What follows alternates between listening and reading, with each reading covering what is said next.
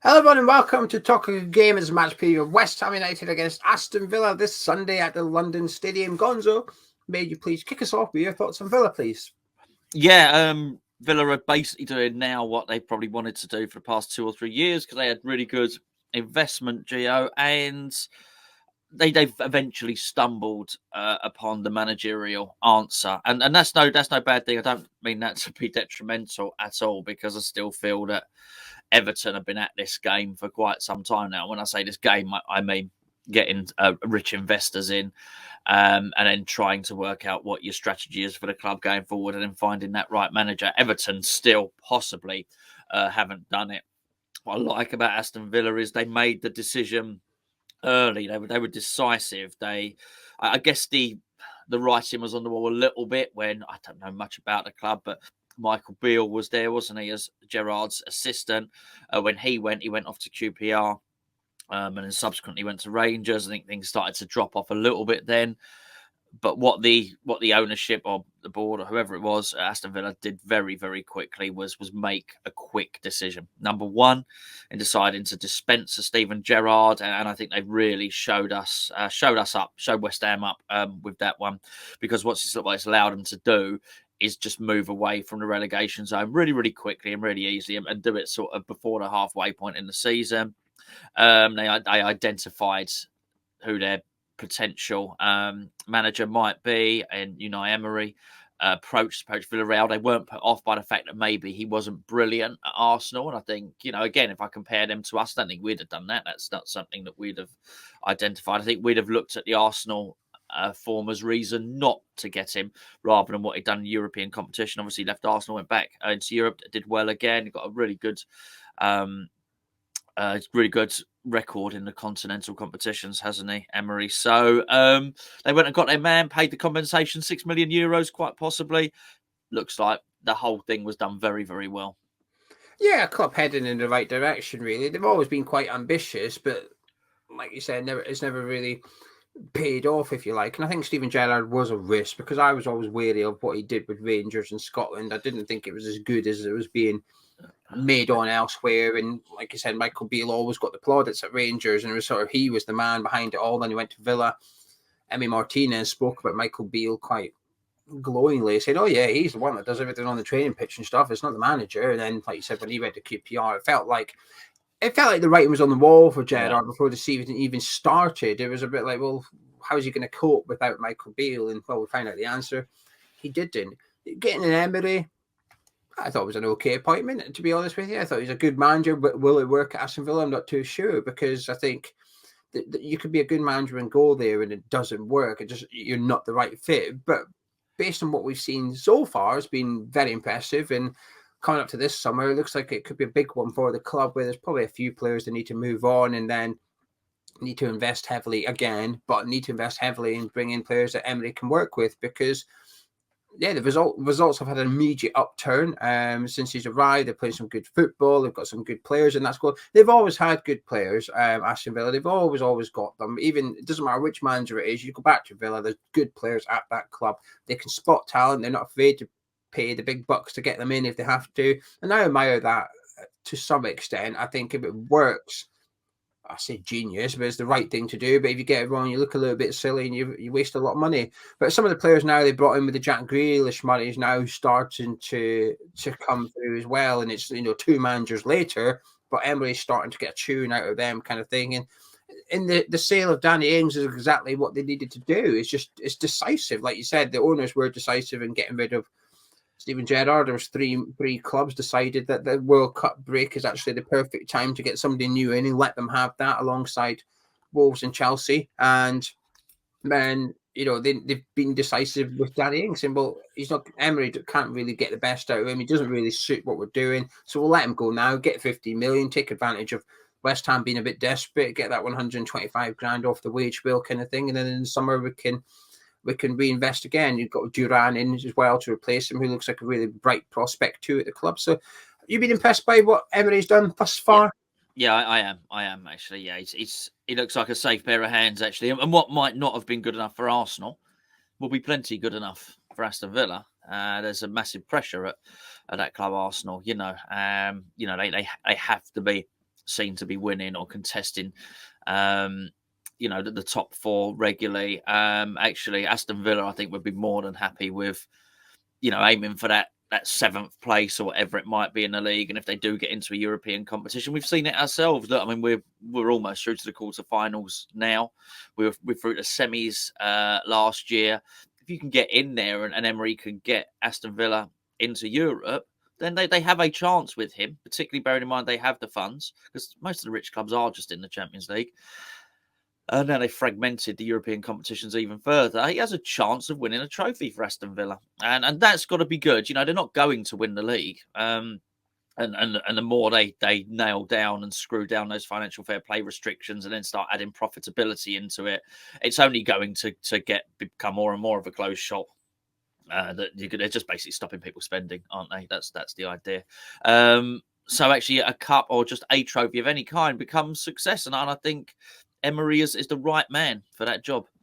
Yeah, I agree. I think the thing with the Arsenal thing, I think he was just the wrong man for the job at Arsenal. It doesn't make him a poor manager. Doesn't mean Arsenal were poorly run then as well. There was a bit of poison chalice really when Emery went there. I think it was one of them that he was going to have to do miraculous things to survive at Arsenal at that point. But I still think Arteta is doing as well as he did because of some of the things that Emery did at Arsenal, and he sort of took on the difficult role, if you like, which allows Arteta to flourish. But nevertheless, that's a different conclusion that I've come to my mind. In regards to Emery at Villa, they've got ambitious owners, and I think that always helps as well, whereas some clubs might have owners that are happy just to tread water. And when you get a manager in that's possibly got the ability to take your club up a level or two, but the owners perhaps don't really want to match that ambition, whether it be in the transfer market or allowing him to have the authority, like what we're seeing with Ten Hag at Man United. There's this feeling that he's been handed the reins and say, do what you want. You're in charge of that squad, with the Ronaldo saga, how he's handling Bruno Fernandes over the last week and stuff as well. And not all the managers are giving that permission, if you like. And I think Emery feels like he's getting that. When I'm hearing him speak at Villa, I think I'm very impressed by him. Same with the Emi Martinez thing when he went up for a last-minute corner against Arsenal and he got asked about it. He said, well, I never told him to do that. He didn't have my permission. And you thought, whoa, because Martinez is a big character. We know that. And it works when it comes to saving penalties. But we know what Martinez is like. He's just won the World Cup, come back to Villa, and you've got his manager very publicly just sort of put him in back in his place a little bit. And I thought, I like that. That's a manager in control, in charge.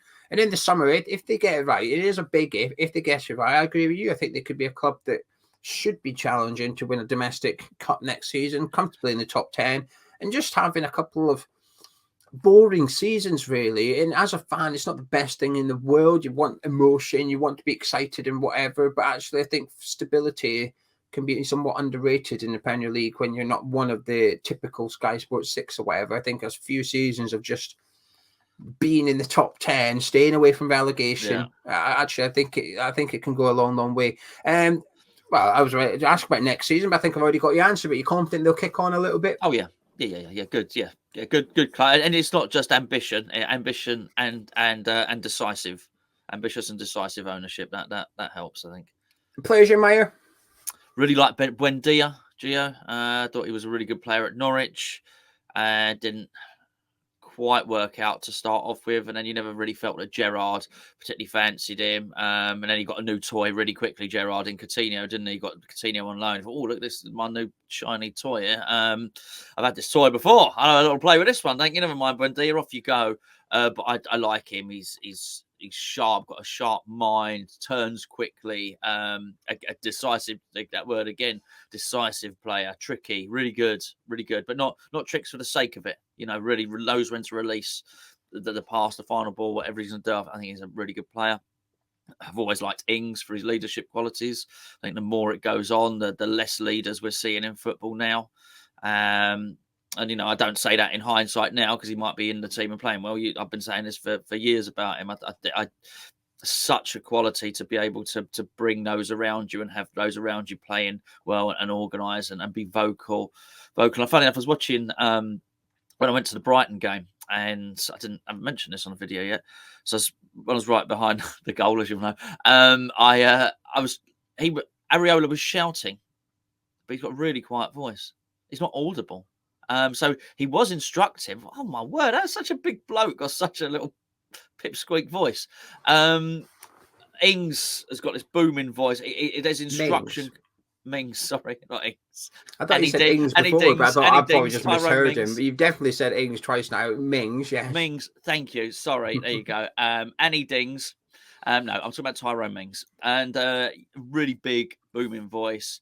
Really carries authority. So I like that. I think that's really good. I mean, the KP you've spoken about. And obviously you've got...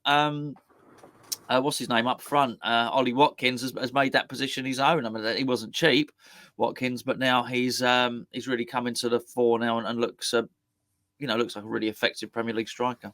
Yeah, I have to agree with you about Mings. I've been very critical of him in the past. And do you know something? I still hold that opinion. I still think 2 years ago, he was Villa's worst centre-back. I don't think he was as good as Konsa, but now I think this season, I think he's up to his game and he's signed a new contract with Villa. And I think sometimes maybe people like especially I, because I was critical of him, forget just how inexperienced he was when he went to Aston Villa. Went down there in the Championship alone, then they bought him and whatever. And I think he's having a brilliant season for them. Buendia, I agree with. There's some players just really highlight how poor a previous manager was sometimes, and Buendia is probably that with Steven Gerrard, where he just didn't work whatsoever. And you're thinking, well, maybe it's the player's fault, but then the next guy comes in and gets a tune out of him almost immediately. Yeah. And you think, right, okay, it wasn't Buendia's fault, because when they signed him to replace Jack Grealish, I think there was this feeling of great signing that and really good pick. Will he be as good as Grealish? Perhaps not, but in terms of they weren't going to be able to do that. They weren't going to be able to go and get Jack Grealish a second. It wasn't possible. So they had to go get essentially a very good replacement for him and use the money elsewhere. And I thought they did that, bringing in the likes of Buendia and Bailey as well. And I thought, whoa, that's a good signing. Never really happened, but it's now coming through. The one player I've been impressed with the most under Unai Emery is Kamara, who we were linked to quite a lot as well last season. And I was reading an article the other day that they signed him not just because of, but largely based on data. They were looking at the numbers of him in French football and thought, wow, the numbers suggest that this guy's reading of the game is up there. His defensive traits are the best in the league. But it got him. Oh, he's been fantastic in the middle of the pitch for him, just protecting that back four, but also in possession, really comfortable, really, really good at possession. I think he's, when I've watched Villa, he's been the best player that I've seen for them this season. I think he's been fantastic. And I could only echo Ollie Watkins. I'm a huge fan of him. I've always felt that if Moyes could have any striker in the league within reason, Watkins would be that man. He didn't score against Palace, but before that, I think he scored in 5 games in a row. So that's a striker banging form coming up against us. Just works, just fits what Emery likes to do. Very mobile, very hardworking. Not always the most clinical. Missed a really good chance against Palace. He just hit the outside of the post. But I think that's fine. I think you're okay with that. Same with West Ham. We'll never have the most clinical striker in the league. But if you can get somebody that's worth a goal every second game, I think you're laughing, really. And I think Watkins is definitely that player. Anyway, would you like some West Ham team news, Gonzo? Yes, please. Well, before we do that, you're going to get a couple of random stats. West Ham have won their last 5 games against Aston Villa in the Premier League, so we're banging form when it comes to Villa. However, Unai Emery has won 4 of 5 away games since taking charge of Villa. The only game that he did not win was away to Manchester City. So, one stat says West Ham's going to win. One stat says Aston Villa's going to win. We'll discuss how we think the outcome will be. But before that, Vladimir Coufal looks likely to miss out. He's got an injury which will keep him out for a couple of weeks. However, it has been a couple of weeks since he last played, so he might be touch and go for this one. But given his exclusion from the squad on Thursday night, it looks likely we will not have Coufal. Obviously, we won't have Fabianski after fracturing his cheekbone. But everybody else is available, including Kurt Zuma and Maxwell Cornet. Mikel Antonio and Flynn Downs both picked up minor injuries against Larnaca, as did Paqueta, but I think they're all expected to be available for Sunday's game. So with that in mind, Gonzo, let's do the team you would like to see. Talk me through your defence, please. Well, obviously Areola in goal, so we're not using Coufal, no? Well, let's do it without, and then... Okay, okay. I can't, I'm struggling, unless you can provide me with another option to see anyone other than Ben Johnson to play there, which is not ideal, which is why, he should have had the European game to try and repair some of that damage. we can't play Tilo Kehrer there. Johnson's had a bad game. Let's just get that in context there. Tilo Kehrer's looked awful every time he's played at right back. So I think I'll have to play Johnson there. I would play Zuma and Agurd as 2 centre backs and play Emerson at left back. Yeah, I have to agree with you actually. If Soufal was fit, would you put him in at right back? Yeah, I completely agree with all that. If Soufal was fit, I'd play him as well. But failing that, I think Ben Johnson for me, and this is why I was frustrated we didn't play him last night against Larnaca, because it would have been a decent game to get him in. I mean, with the benefit of hindsight as well, it was even more important to play him because it was a quite comfortable game for Tilo Kehrer at right back, but he still managed to look a little bit dodgy at times. We had the clean sheet, and I just think Ben Johnson playing that game would have hopefully got his confidence up a little bit, got Brighton out of the way, just got out of his mind ahead of the game against Villa. But we didn't. So now we're going to have potentially a very nervous Ben Johnson playing right back, or we have a Tilo Kehrer that makes us very nervous playing right back. And it's not a great selection choice, really. But I have to agree that Kehrer just doesn't fill me with any confidence playing that position whatsoever. And I think if he does play him there, which I think he might, I think that 3 of that back 4 is a bit of a trial. I think that provides an opportunity for Ramsey, or assuming it's Ramsey that'll play on the left for Aston Villa, then it provides a bit of an opportunity for Villa to get at us, really. I agree with the rest of your team, though, with Zuma and Agurd centre-back and Emerson left-back. Moving into midfield, would you like to see unchanged with Rice, Souček and Paqueta, or would you do something in there? No, I think it's really important we don't do unchanged. It needs to be punishments for the Brighton capitulation, really. It's a terrible. The manager, has taken a lot of stick. I've given him a lot of stick, but the players also, need their fair share of that. It was bloody awful. And so I would actually, for this one in central midfield, I'd play Declan Rice, Flynn Downs, and Manuel Lanzini. I think that's drastic. Well, so was the thrashing. People were talking about it's the worst game I've ever seen from West Ham. Some people saying worst game I've seen in 10 years. It was definitely drastic. Yeah, I definitely need to I would send out a message there. And let's be fair, Lanzini, and I know it was only against a lesser team, but also Paqueta played against that lesser team as well. And I know he came on as a sub. Lanzini was much better than Paqueta, and Paqueta stank the place out against Brighton. And I think he's more likely to retain the ball a little bit better, to be fair.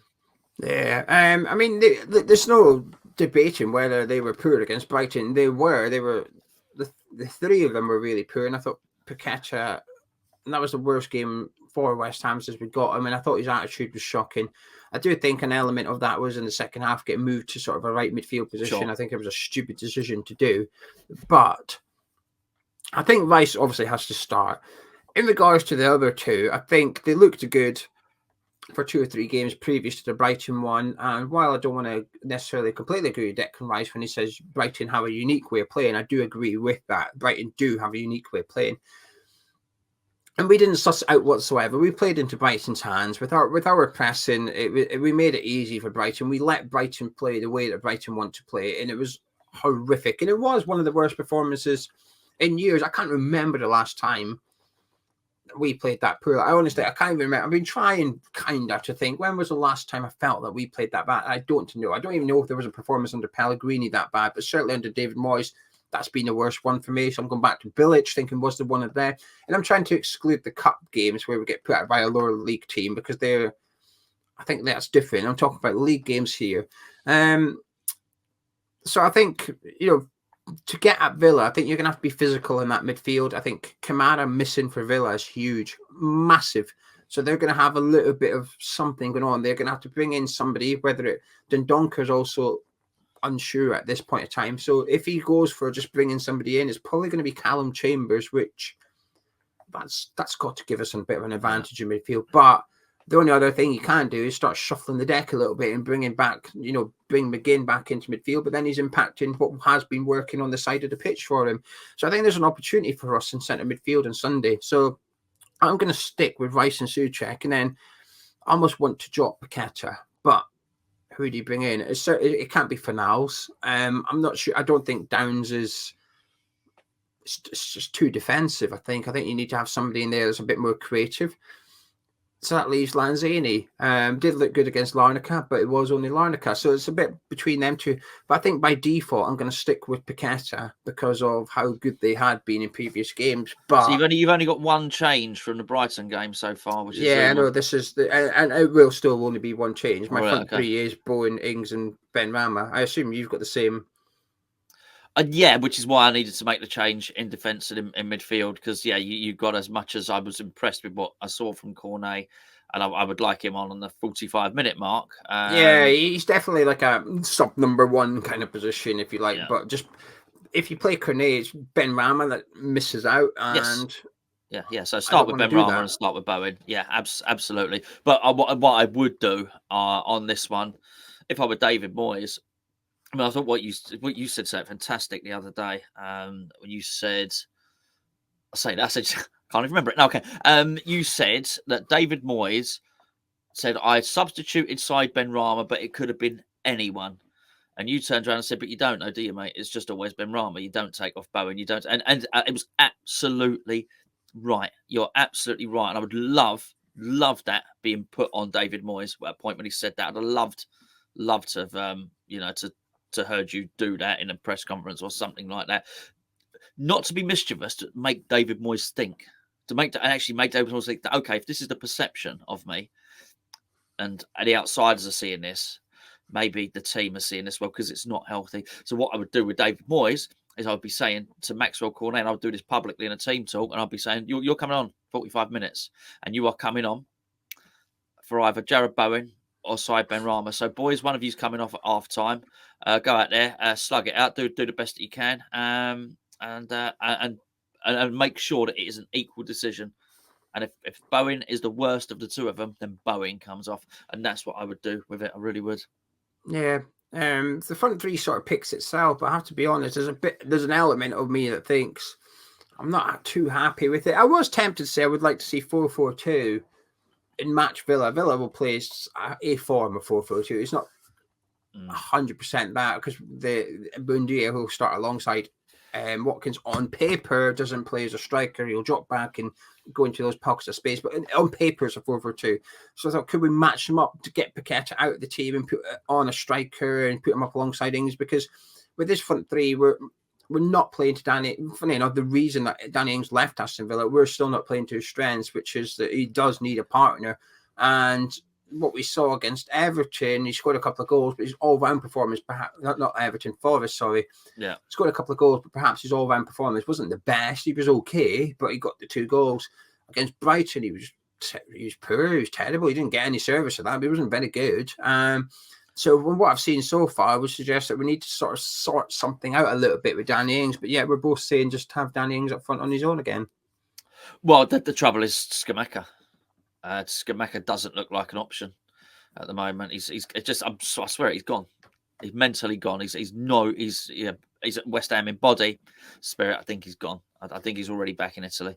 And you saw that with the body language when he came on against Larnaca. So then it comes down to 2 things. It comes down to a partnership up front with Ings and Antonio. I think that's a lot of Cornet. Well, that's what I was going to get onto. That is, I think, is the most likely because I think I really like the way he's on the shoulder, Cornet. I really do, and I like this, and it will result in a lot of offsides. But my word, we need it, not the offsides. We need someone on the shoulder with some pace to get in behind to create a race with the defenders. I think he'll do that. I think also naturally there's a tendency to play people in early and be direct, and I think that also creates mayhem, which someone like Ings can feed off as well. And I think there's enough attributes that are different to Ings to make it a partnership which may work. And I also think if you play Cornet, he's likely to get closer to Ings, even if he's playing wide. He's likely to get closer to Ings than somebody like Ben Rama might, for instance. So I think there's options there, but I don't think we're going to see that until after the international break. But it's a shame because I think a lot of us would have liked to have seen that early Scamacca who played the first couple of games in Europe, then kind of played against Wolves. That motivated Scamacca. A 4-4-2 with him alongside Danny Ings would have been really good, really good. And I just don't think we're going to see anything like it. Yeah, when you close your eyes, it's a bit of a dream, isn't it? England's smack up front, but dreams don't always translate to reality. Are you confident for this one? No, it's very hard to beat. Larnaca got 12 or 13 corners against us, and they were bloody awful. They were worse than Nottingham Forest, quite frankly. And actually had 14, but cheers. Yeah, I mean, truly, and fortunately, they didn't have any cutting edge. And if what we're doing is, and I don't think the back four is going to be vastly different to what we saw. I think then you're sort of hoping just Souček being in the middle is going to stop Villa coming at us. I don't think it will. I think, don't get me wrong, he'll do some clearances and he'll make some headers and whatnot. But I think it's a fragile defence. There's no doubt about it at all. And to concede that many corners against a team that bad on the back of a 4-0 loss is not good at all. No, I have no confidence for this game at all. I'm more confident than I was at the start of the week, even after the Brighton one. Maybe it was a bit of a knee-jerk reaction. I thought, oh well, I think we'll lose 2-0 to Villa. But then I went and watched the Villa game against Crystal Palace, and a bit of a quiet affair, if you like. But then I didn't know Kamara had gone off injured, so to see him get injured and he's out for quite a few weeks as well, that's a huge loss. I think they're missing their best player there. And when I watched that Palace game, knowing that Kamara went off injured early on, he was quite important how they played it. I felt they were a little bit more patient against Palace than they had been in recent weeks. I thought they changed their style a little bit, possibly to accommodate Palace, which is let's just not rush it. Let's be a little bit careful, possibly because Palace have the players that can damage you on the counter attack with Zaha and Olise and Eze and whatever. Yeah. But Kamara was a big part of the reason for a big part of the way that they played, and just I'm struggling to feel that Villa can fill Kamara's boots comfortably without there being a compromise somewhere. Like I said, either you bring in Chambers, who is not a direct replacement, or you take John McGinn or Jacob Ramsey, you put them back in next to Douglas Luiz, but then you're changing what was working out wide for you, kind of thing. And then you possibly move Bendia out to the wing and put Bailey up front alongside Watson. That's 3 or 4 players moving. And this goes back to when we played Newcastle United and Bruno was missing one player, came out, but 3 or 4 players had to shift round to accommodate that change. So, St. Maximum came in, so Jolinton moved back, so Willock moved over, and then Sean Longstaff moved back into Bruno's position. And I think there's possibly going to be an element of that with Aston Villa at the weekend, where just one player has a domino effect of 3 or 4 changes throughout the team. I don't know, Gonzo. We can't be as bad as we were against Brighton. It's impossible. We cannot be that bad. No. And I do think Brighton are brilliant. And also, I think one of few teams that could play like that against us and do that damage to us as they did. I don't think Villa's got that in them. Sure. I don't know. You talk. I'll tell you something else while you're pondering. The way we started in that Conference League game was a concern, because actually we almost looked like we were ready to sit back against that. And we both discussed it when we did our Patreon video. It took a dazzling run from Said Benrahma to make the team get on the front foot, where he had to dribble past 4 or 5 players. And before that, I was struggling. I could not believe what I was seeing.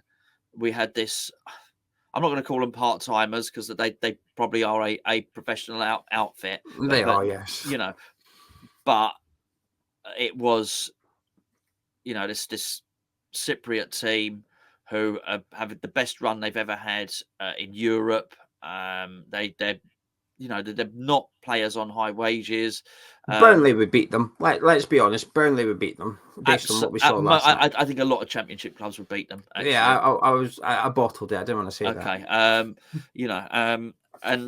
Okay. Their star player, they didn't even play their star player. Their star player had scored a hat-trick for him in the last game. They didn't even play him. He's a 35-year-old player who's once sort of played for Fiorentina. I mean, this is not a high-level team here. And at the start of that game, we sat back and defended against them, and they got corner after corner after corner, and it was frightening to see a West Ham team do that against a team so many levels below, even just going by the UEFA rankings or whatever, the FIFA rankings, whatever it might be.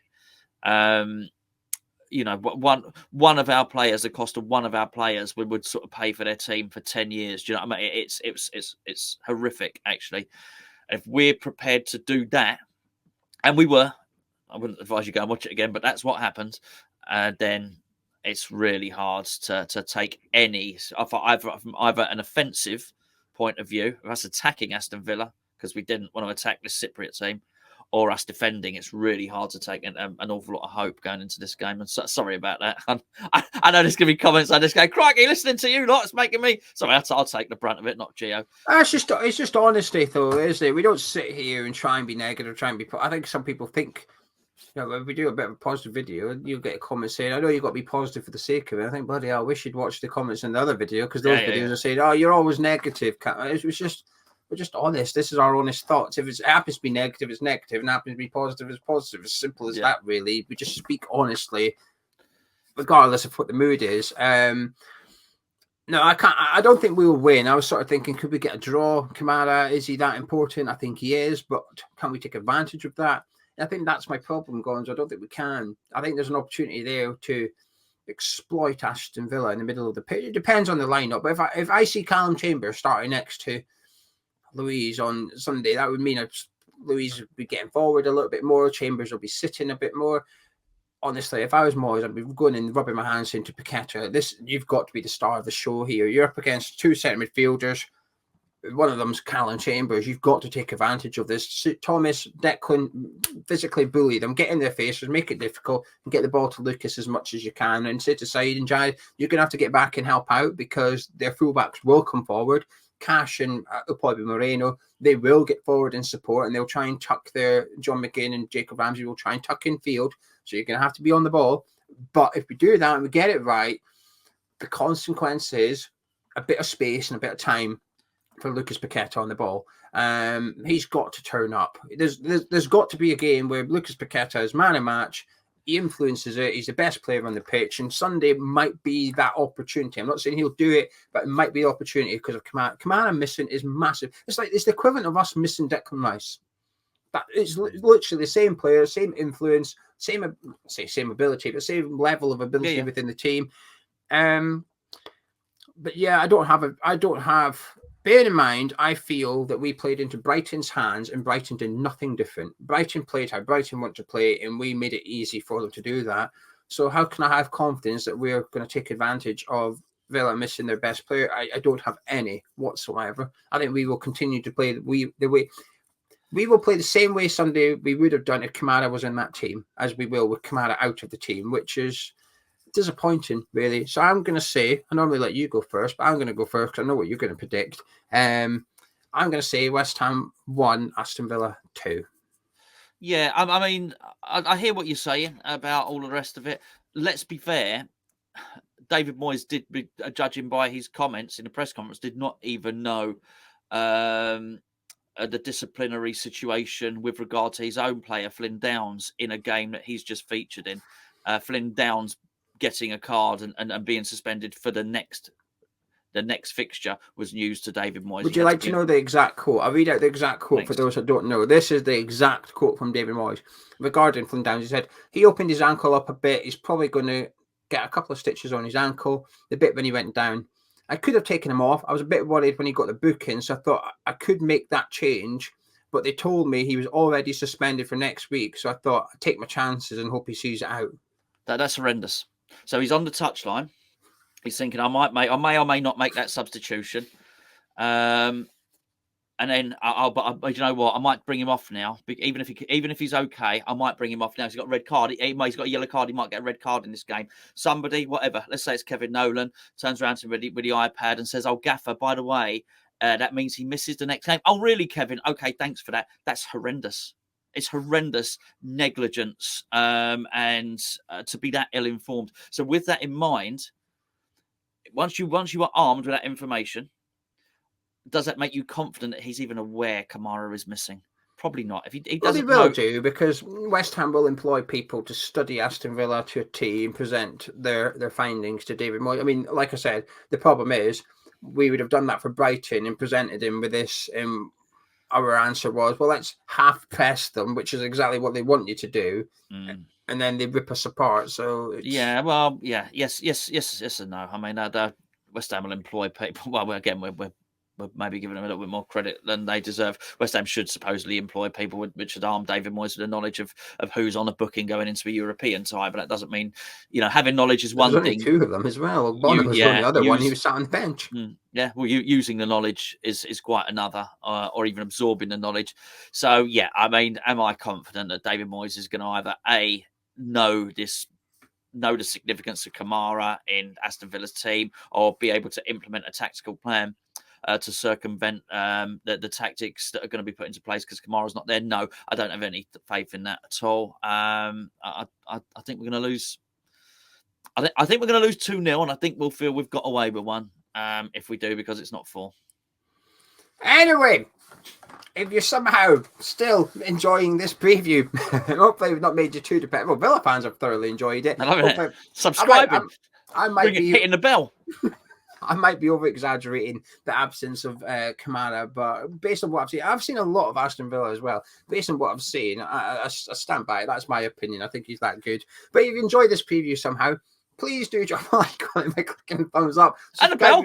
And the bell. Get the notifications on. Subscribe if you're new to Hammer's Chat. Myself and Gonzo. We'll catch you in a bit.